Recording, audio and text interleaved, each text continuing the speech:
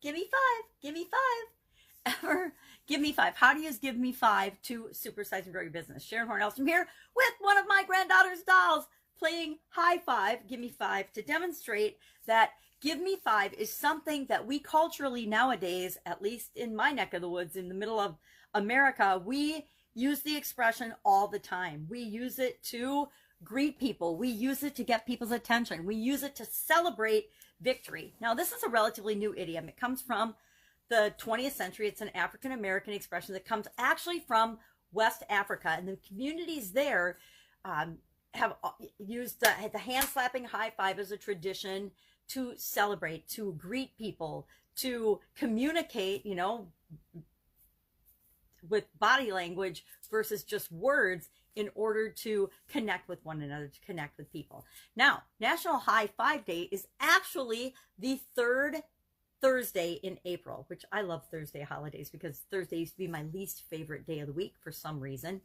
And since 2002, National High Five Day is the third Thursday in April. It's right after tax day, so maybe everybody's high-fiving each other because taxes have already been done. I don't know. It's just a fun... oh, by the way, there's a holiday for High Five Day. That's how popular it is in the United States.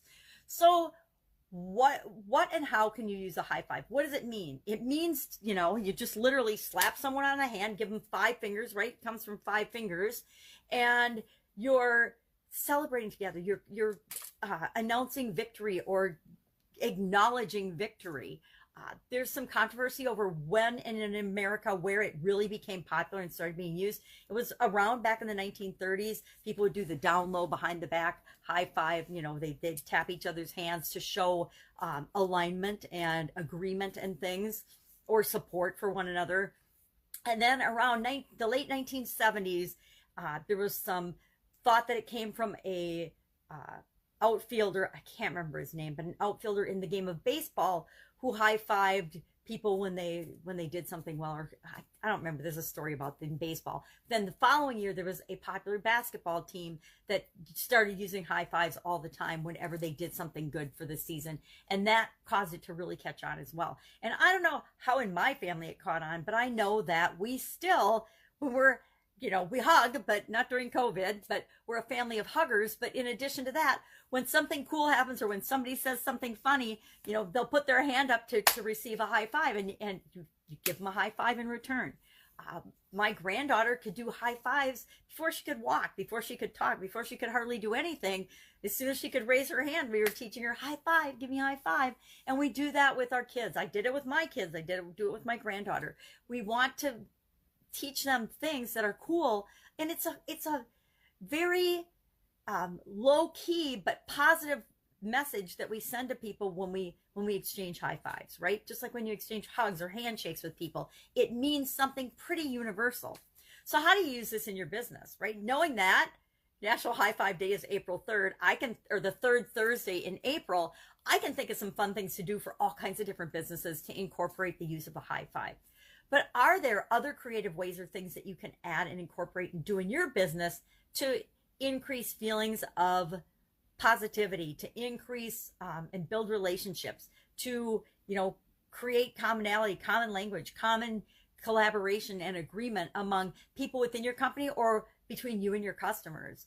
Could you create one? Could you create like a secret handshake? I mean, lots of clubs and lots of organizations have passwords or secret handshakes that make it exclusive to the people that are part of the club or part of the organization or your key customers. Maybe you're, you know, you have different categories, or you have super VIP customers and you give them special perks if they use a particular password. They come into your business, they use the secret password for VIPs, and they get 10% off their purchase or whatever. You can get really creative with it. Another way that I see this playing out is sometimes we have a power move. I personally, when I need to increase my energy or things, or I'm on a walk and I'm dragging, I created a power move that I do, and it instantly gives me more energy. So maybe you could teach your employees or your group or your folks a power move that is unique and special to your organization. But look for ways to acknowledge and greet and celebrate people that is different than what everybody else does, right? Everybody shakes somebody's hand or gives them a hug when they meet them. What if you had your own fun thing that you did and taught people, and they knew that whenever they saw you, they would do it. You know, maybe it's something as simple as put your finger on your cheek or your finger on your nose whenever you meet somebody. I don't know. It could be whatever it is, as unique and special as you are. But look for ways to implement processes and systems and things like this into your business that make it unique, make it awesome, make it a great place and with great practices that people love to work and be a part of the organization. So that's our idiom today. Give me 5. I would love to know your experience with it. Sometimes my kids will say, give me 5, meaning give me $5, Mom. I want $5. I don't want a high five. I want you to give me some money so I can go do something fun. At least when they were younger, that's what they would do. So, you know, more like nowadays, it would be like, give me 50, Mom. Give me 100 or whatever, hundo or whatever they call it. I have trouble keeping up. So that's our idiom for today. Share your experience with it in the comments below, and know that I will be with you tomorrow with another interesting idiom. What does it mean? Where does it come from? And how might you use it in your business right now? Take care. Have fun.